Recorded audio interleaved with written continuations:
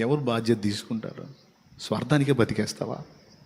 నీ భార్య పిల్లలు, నీ సంతోషం, నీ సుఖం, నీ స్థలాలు, నీ పొలాలు, నీ ఆస్తులు, నీ బిల్డింగ్లు, నీ అపార్ట్మెంట్ ప్లాట్లు, ఇదే నా నీ జీవితం? సత్యం ఎరిగుండి, వాస్తవం ఎరిగుండి, ఏం చేయాలో కర్తవ్యం తెలిసుండి కూడా ఆ బాధ్యత మనం తీసుకోవట్లేదంటే మనకన్నా స్వార్థపు జీవులు ఇంకొకళ్ళు ఉన్నారా? తెలియనోడి కంటే, అర్థం కానోడి కంటే తీసేయండి. మీలో అర్థం కాలేదా? అర్థం కానోళ్ళు ఉన్నారా? బాధ్యత తెలియనోళ్ళు ఉన్నారా? మీలాగా నేనుంటే